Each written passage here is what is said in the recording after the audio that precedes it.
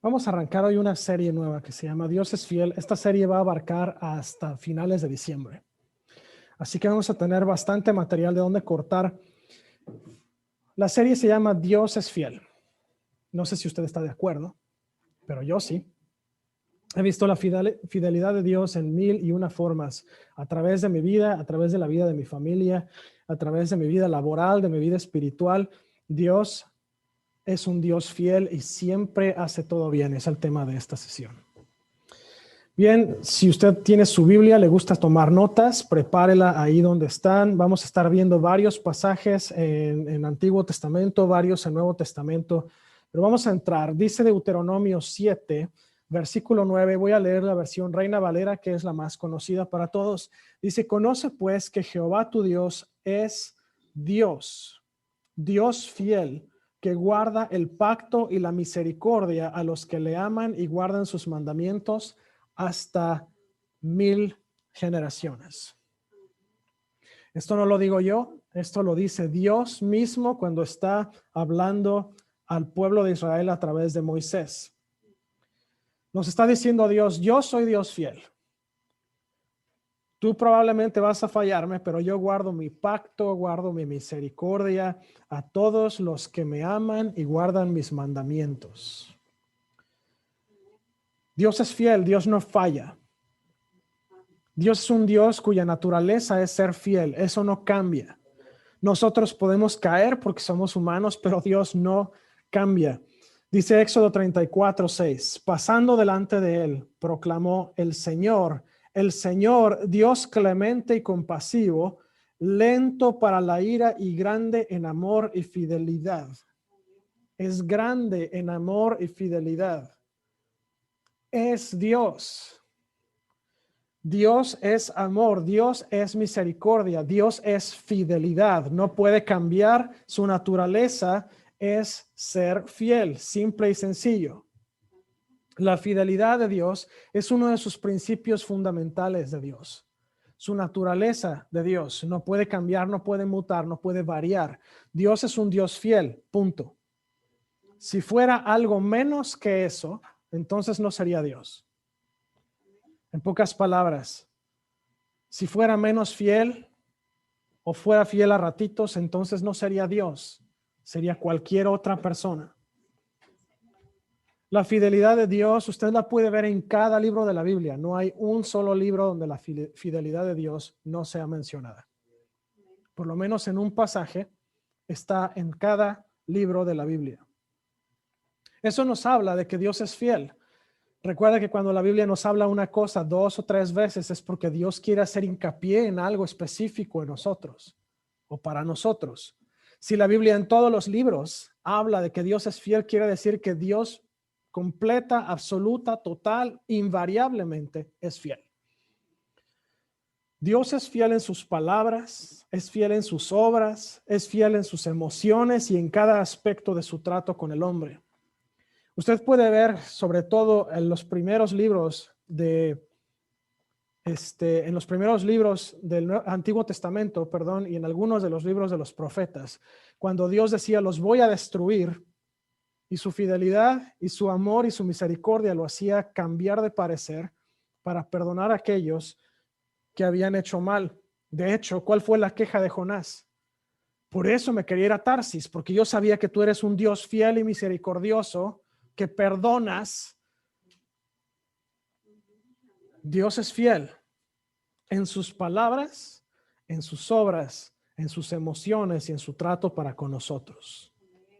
En todos los aspectos. No hay cambio, no hay diferencia. Dios es simple y sencillamente fiel.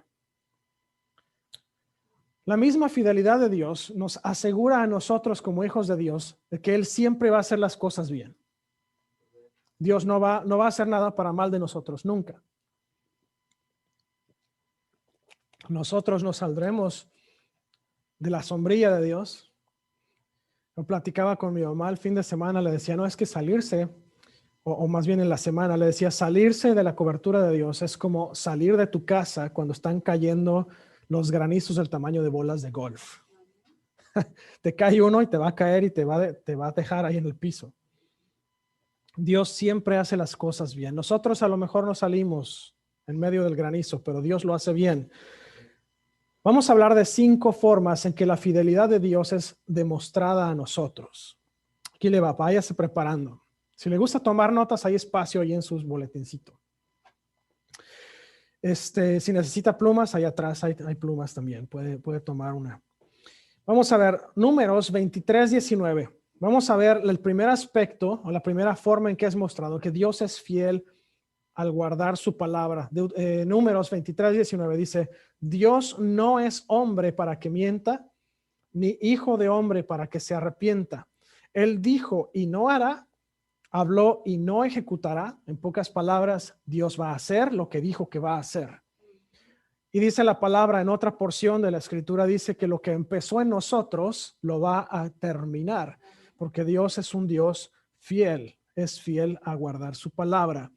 Hebreos 10:23 dice: mantengamos firme, sin fluctuar la profesión de nuestra esperanza, porque fiel es el que prometió. Nosotros como padres a veces les prometemos a los hijos cosas y se nos olvidan, o simplemente de repente cambiamos de opinión porque el niño ya se portó mal. Pero Dios jamás deja de cumplir sus promesas. Dios es fiel a sus promesas. Dice Salmos 119:89: para siempre, oh Jehová, permanece tu palabra en los cielos.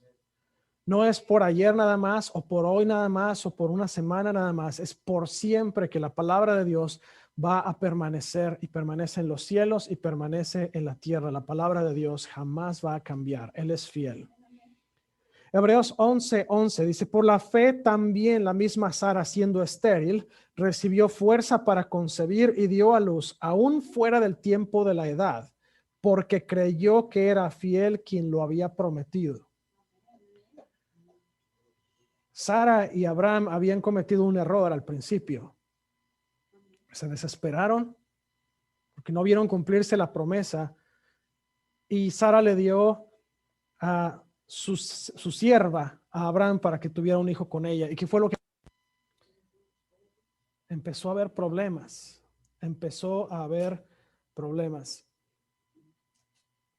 Déjeme ver qué pasó. Aquí está. La computadora está dándose problemas a sí misma. Empezaron a haber problemas, empezó a haber discordia entre ellas, y después nació Isaac. ¿Y qué fue lo que pasó entre Isaac e Ismael? Hacían menos a Isaac y terminaron mandando a Agar y a Ismael afuera del campamento, y Dios convirtió a Ismael en otro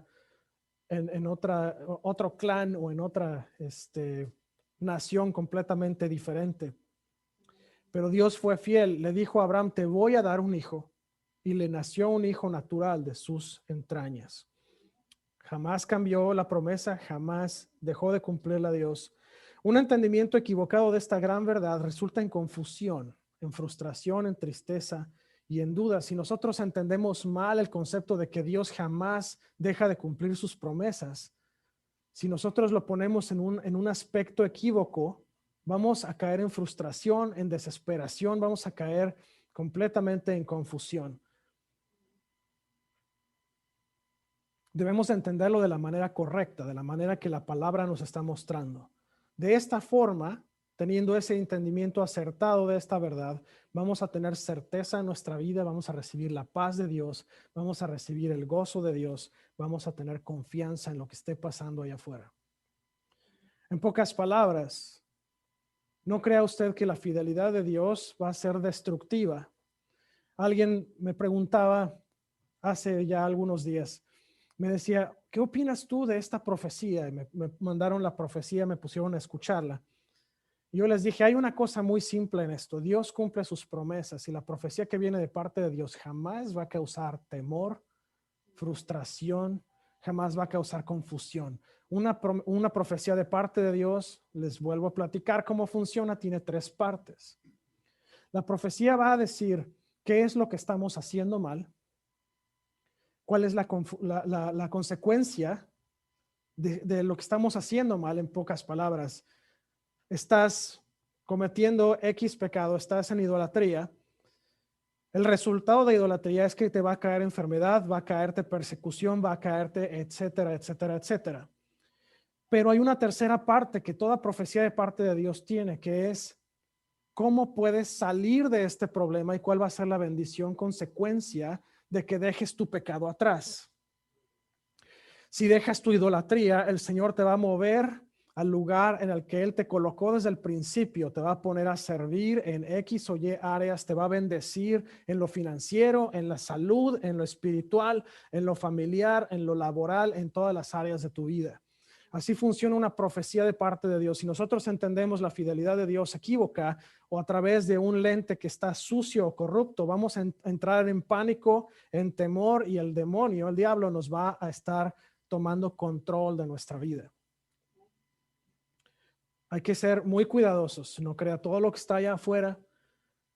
Sepa muy bien cómo identificar las cosas de Dios, cómo entender las promesas de Dios.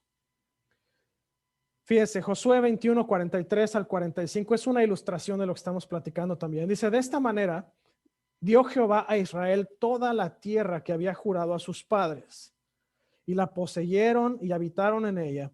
Y Jehová les dio reposo alrededor conforme a todo lo que había jurado a sus padres, y ninguno de todos sus enemigos pudo hacerles frente, porque Jehová entregó en sus manos a todos sus enemigos. Y dice el versículo 45, no faltó palabra de todas las buenas promesas que Jehová había hecho a la casa de Israel. Todo se cumplió.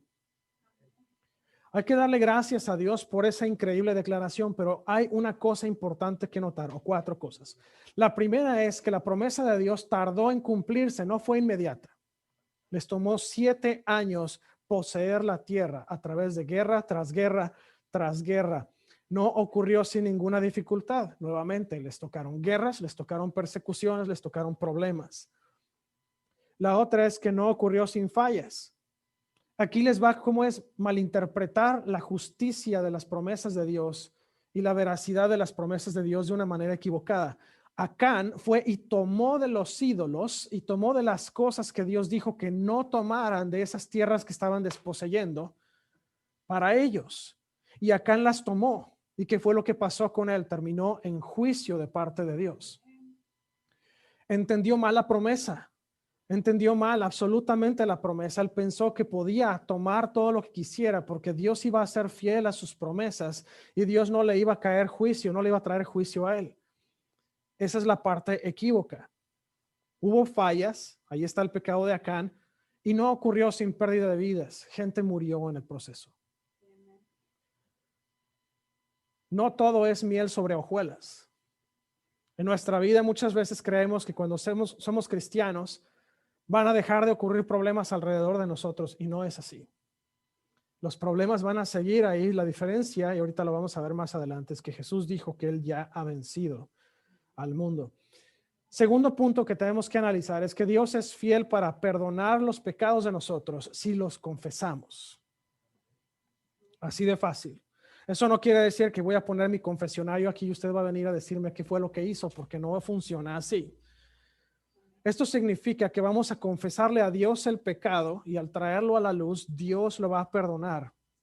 Primera de Juan 1:9 dice, si confesamos nuestros pecados, Él es fiel y justo para perdonar nuestros pecados y limpiarnos de toda maldad.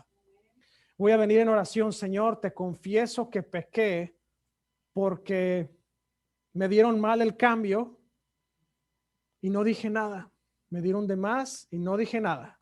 Me quedé con el extra. Les voy a poner un ejemplo bien burdo. Hace unas semanas, hace como 2 semanas, encontré en una muy buena oferta una sopladora para el jardín. Y entre el precio de descuento que me daban y algún dinero que tenía yo en la tarjeta de los puntos que dan de lealtad y todo eso, logré bajar el precio de la sopladora a $35. Y dije, pues vamos por ella, ¿no? Y la compré y la mandé traer por internet. La compré directamente de la página del fabricante. Una semana después llega una caja enorme y la veo y es una sopladora completamente diferente. La que yo había comprado, su precio original era como de $79, algo así, $70. Y me llegó una de $350. La primera cosa que hice fue ver a mi señora y le dije, ¿ya viste qué hicieron estos? Y en mi cabeza pasaron muchas cosas. Lo primero que pasó es, bueno, pues no les digo nada, la vendo, me compro la que quería de todas maneras y me queda un dinerito extra, ¿no? Pero ¿qué hubiera hecho yo con el juicio que hubiera venido sobre mí por esto? ¿Está de acuerdo? Decidí hablarles y les dije, oye, me mandaste una cosa que no era, me mandaste una de $350 cuando debió haber costado 70 y este es el modelo que pedí y este es el modelo que me mandaste, les mandé fotografías y todo. Y me dice la muchacha, ¿sabes qué? Vamos a recogerla, te vamos a mandar la nueva. Le dije, pero dice tu página que ya están completamente agotadas. Me dice, no importa, vamos a conseguirte una y te la vamos a mandar. Una semana después, me llega una caja 3 veces más grande que la primera. Abro la caja, venían 4 sopladoras de la que yo compré originalmente. No una, no 2, no 3, venían 4. Le hablé luego, le dije, ¿quieres ver qué pasó aquí? Porque yo no entiendo esto. Terminé hablándoles y le dije a la muchacha, pues mira, ya después del primer error, ya me llegó corregida la buena, gracias. Le dije, pero tengo un pequeño problema. Me dice, ¿qué pasó? Me mandaste 4 en vez de una. Y me dice, ¿cómo que te mandé 4? Me mandaste 4.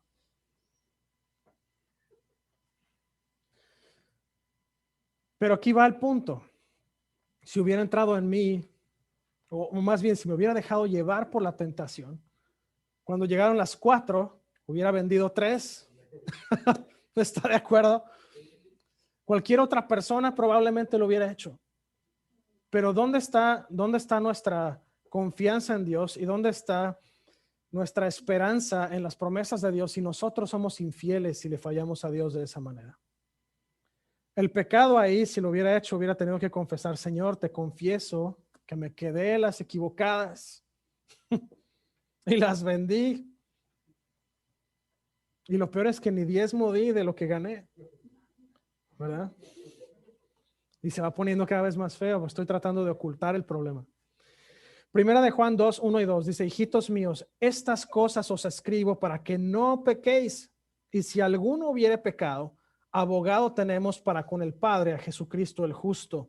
Y Él es la propiciación por nuestros pecados, y no solamente por los nuestros, sino también por los de todo el mundo. En pocas palabras, si pecas, acércate de regreso, confiesa tus pecados. Jesús es un abogado que tenemos para con Dios. El deseo de Dios es que toda la gente se salve. Es así de fiel. Él creó la humanidad inicialmente y los humanos caímos por nuestro propio error y nuestro propio pecado. Pero Dios quiere que todo mundo se salve. Dios no quiere que quede gente afuera. Dios no quiere que la gente se vaya al infierno al final de todo esto. Dios quiere que la gente se salve. Dios, ya aquí va el punto interesante de esto. Dios quiere que todo el mundo se salve, pero Dios nos dio libre albedrío. Nos dio voluntad propia. ¿Para qué? Para que nosotros escojamos seguirle o rechazarle.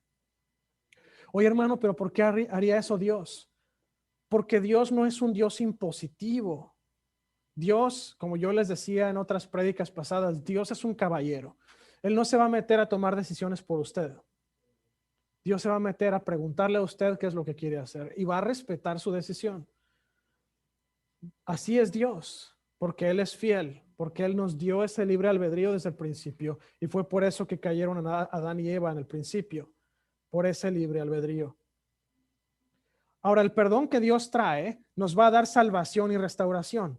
Si nosotros confesamos nuestros pecados y nos acercamos a Dios de todo corazón, nos va a restaurar, nos va a volver a una relación perfecta con Dios Padre, que es lo que nosotros necesitamos. Nosotros no nos podemos mover si no tenemos una buena relación con Dios y con el Espíritu Santo. El otro punto de esto es que Dios quiere completar la buena obra que inició en nosotros. Dios empezó y les decía al principio, la palabra misma dice que Dios va a terminar lo que empezó. Por supuesto, no va a imponerse a usted. Dios le va a dar a usted la opción de escoger si usted quiere que Dios obre en su vida o no. Todo aquel que invoque el nombre de Jehová será salvo, y esto es palabra de Dios. Esto es un extracto de la palabra de Dios. ¿Qué significa? Que toda la gente o cualquier persona que invoque el nombre de Dios va a ser salvo. No hay excepción. La Biblia no dice que hay ningún tipo de pero. Es todo el que invoque el nombre de Jehová será salvo. Punto número 3. Dios es fiel para afligirle cuando necesita ser agitado y para consolarlo cuando esté afligido. Hay una prédica muy antigua de un predicador que fue muy bien escuchado en México. Y este varón hablaba sobre el vino asentado. Una persona que trabaja con vinos, que tiene tiene su viñedo y tiene sus propias cavas y está haciendo y fermentando el vino, sabe muy bien de lo que estamos hablando ahorita y usted lo podría ver. Cuando usted va a un lugar donde hacen los vinos precisamente, le van a enseñar botellas que tienen mucho tiempo en reserva y esas botellas va a ver usted en la parte de abajo, en el cuello de la botella, porque las guardan boca abajo. En el cuello de la botella va a haber mucho sedimento y ese sedimento se da cuando el vino no se mueve. Está en una misma posición por mucho tiempo.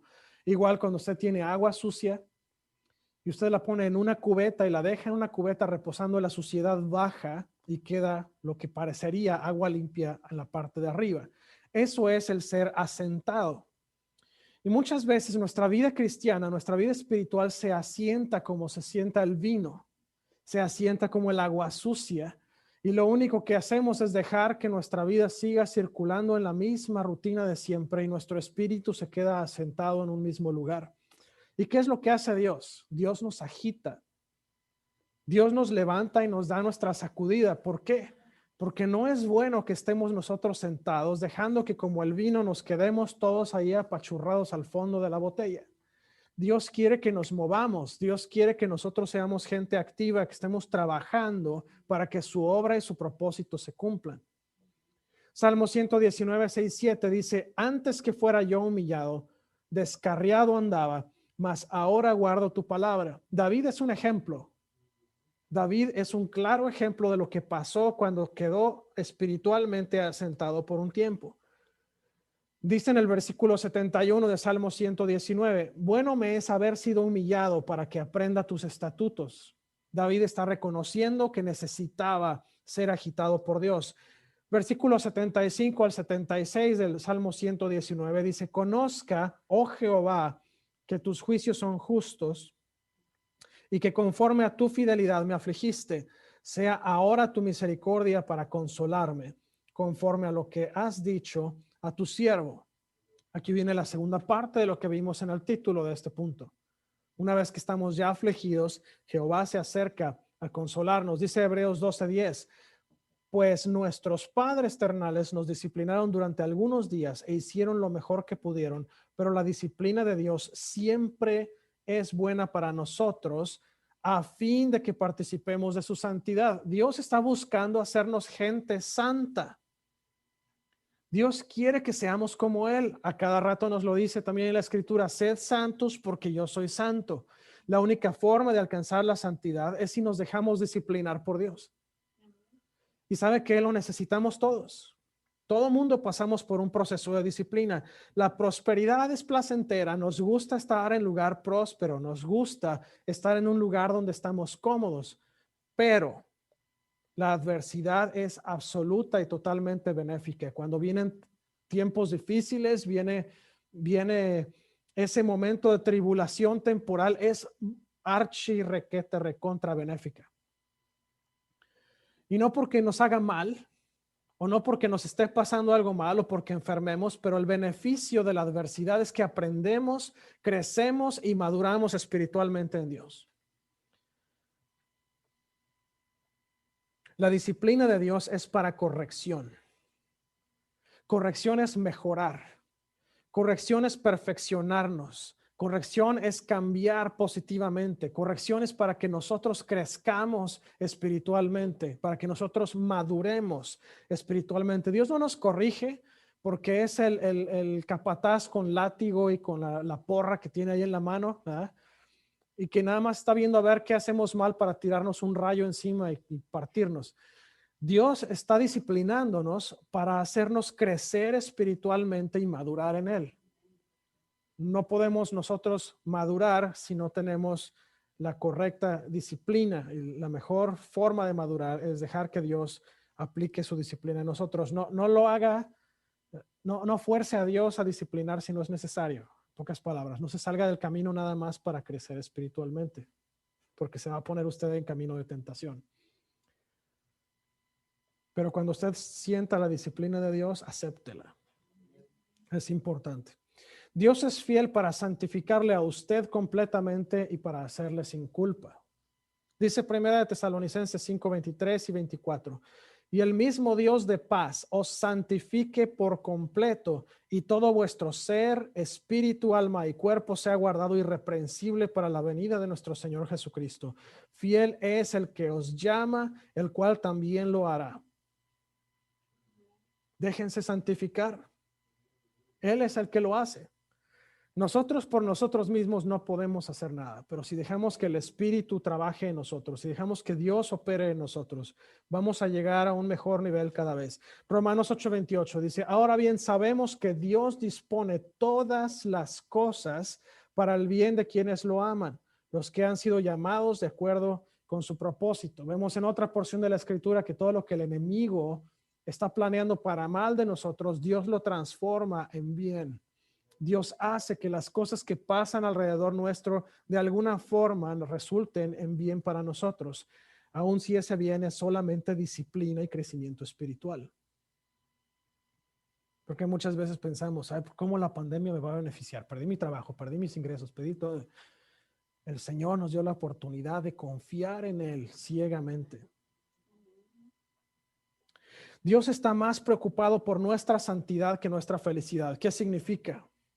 Dios va a buscar santificarnos, y esto puede significar recibir corrección de vez en cuando.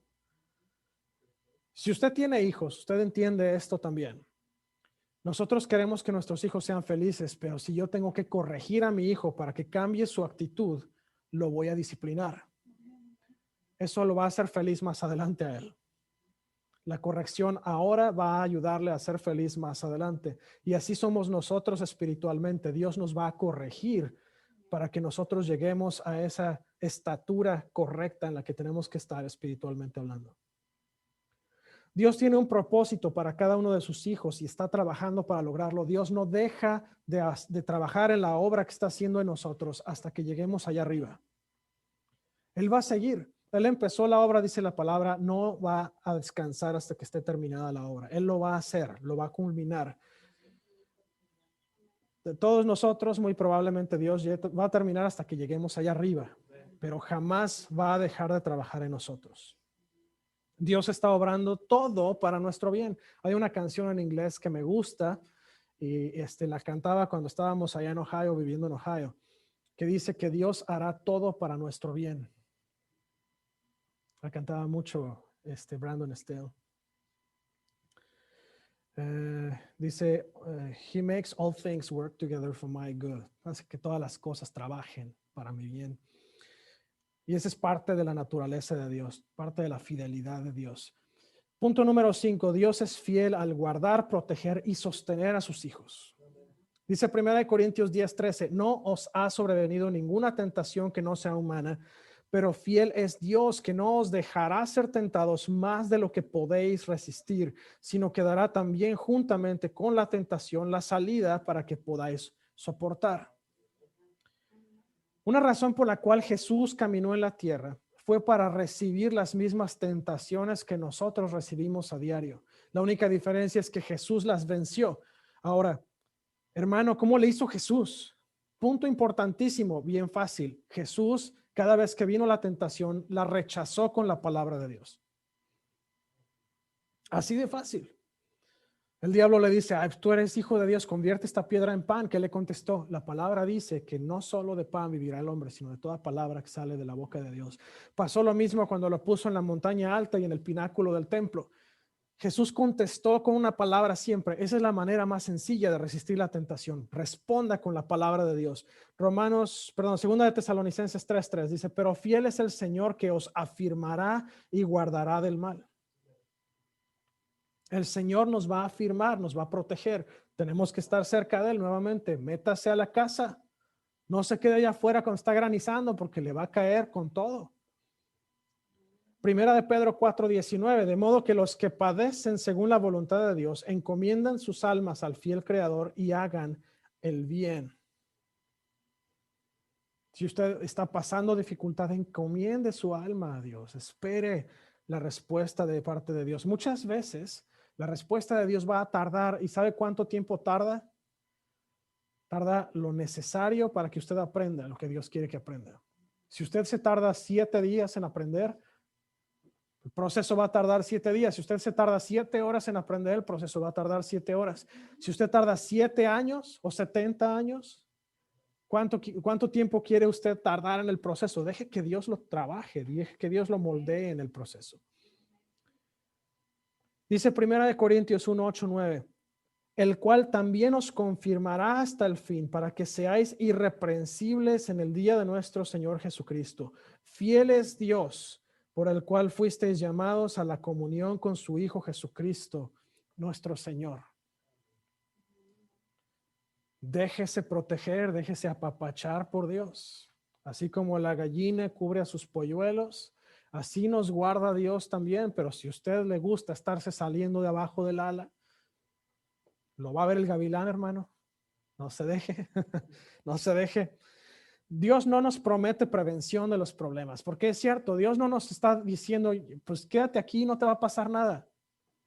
Al contrario, Jesús dijo, en el mundo tendréis tentación y tribulación.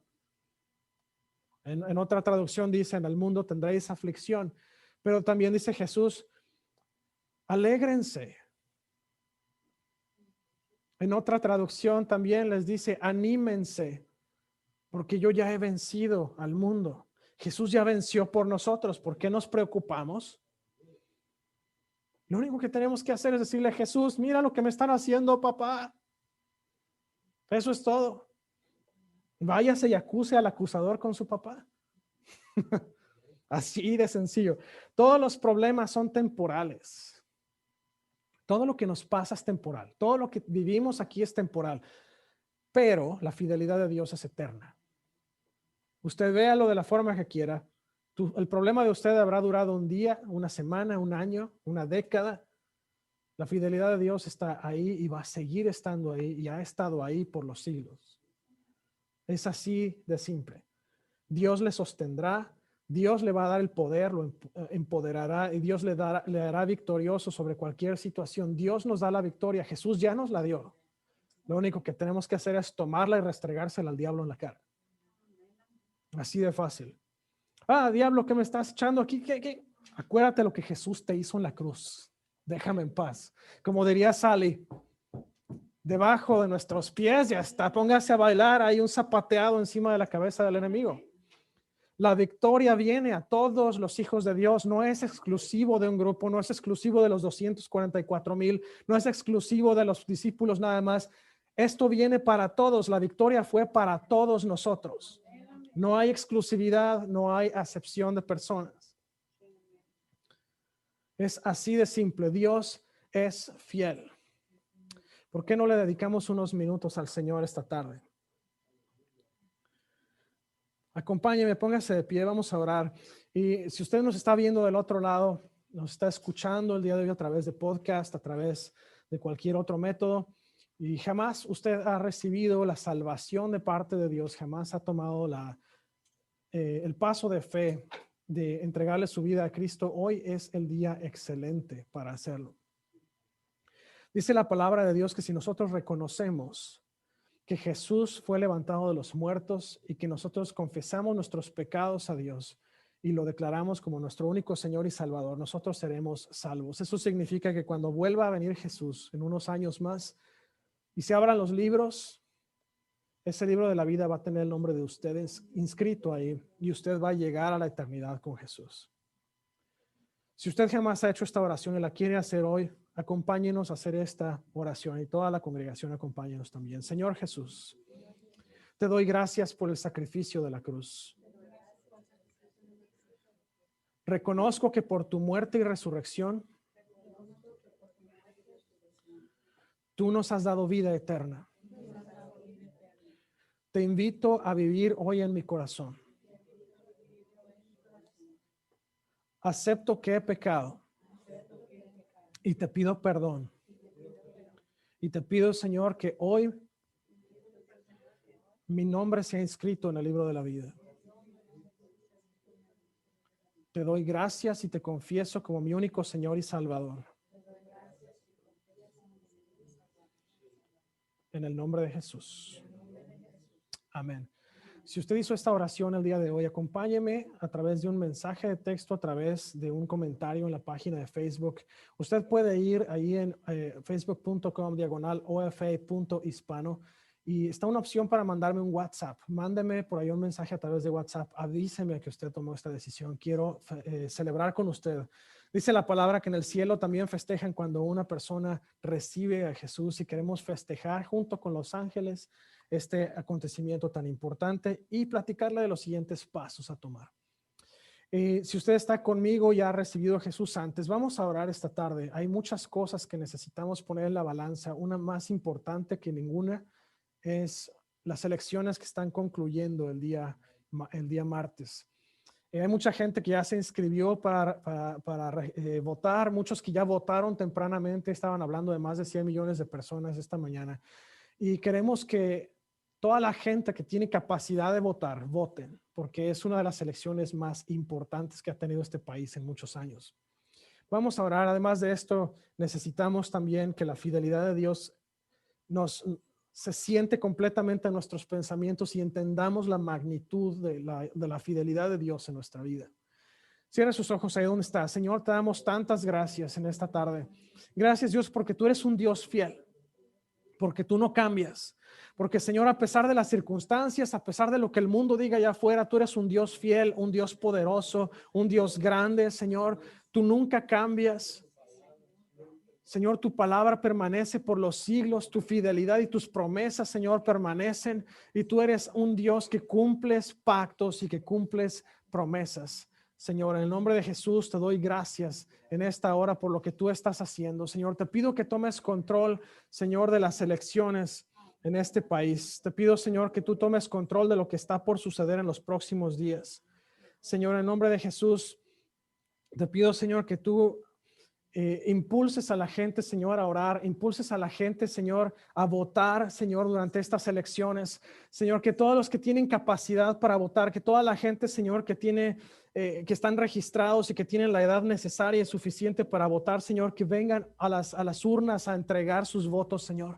Te pido que la persona que sea electa sea un hombre que tú estás disponiendo, Señor, para que cambie y transforme el país, Señor, para bien, para que vuelva a poner tu nombre, Señor, sobre este país, que tu nombre vuelva a aparecer en la moneda, que tu nombre vuelva a aparecer, Señor, en los papeles importantes, en los documentos legales, en la Constitución, en las escuelas, Señor, que vuelvan a permitir que las iglesias abran sin persecución, Señor, que sea una persona que esté completamente comprometidos a eliminar el racismo, a eliminar la intolerancia, Señor, a eliminar todo tipo de destrucción que el enemigo ha plantado en este país por años, Señor. Te pedimos, Dios, que regrese tu trono, Señor, sobre este país, que vuelva a ser ese país próspero, ese país, Señor, que manda gente al extranjero, Señor, y a otros lugares, Señor, a predicar tu palabra, que vuelva a ser ese país bendito, Señor, lleno de tu Espíritu Santo una vez más.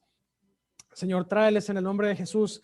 Y te pedimos, Dios, en el nombre de Cristo, Señor, que no haya ninguna interrupción de ningún tipo, que no haya, Señor, ningún tipo de ataque cibernético, ningún tipo de obstrucción, ningún tipo de intrusión, Señor, que no haya ningún tipo de corrupción tampoco, Señor. Ata las manos de la gente corrupta, destructiva, Señor, en el nombre de Cristo Jesús. Bendice, Señor, a tus hijos, bendice a esta nación, bendice a nuestros países de origen. Señor, te pedimos en el nombre de Jesús que tu espíritu, que tu gloria, Señor, caigan sobre cada uno de nosotros, sobre nuestros hijos, Señor, por generación tras generación, en el nombre de Jesús. Bendice a mis hermanos, Señor, te pido que tus promesas, que tu fidelidad, Señor, se sienten completamente, Señor, sobre de ellos. Que puedan, Señor, recordar en momentos de dificultad que tú eres un Dios bueno, que tú eres un Dios santo, que tú eres un Dios poderoso, que tú eres un Dios maravilloso, Señor, que tus promesas permanecen para siempre, que eres un Dios fiel, que nunca cambias, en el nombre de Jesús. Que ellos puedan verte, Señor, puedan sentirte, Señor, y que puedan saber que están rodeados de tu gloria y de tu presencia todos los días. Bendíceles, Señor, bendice a sus familias, sus trabajos, bendice sus finanzas, bendice su salud en el nombre de Jesús. Gracias, Señor, danos una semana de victoria. Señor, danos un resto del año en victoria, Señor, que podamos ver tu mano gloriosa, Señor, y tu poder fluyendo en cada área de nuestras vidas en el nombre de Jesús.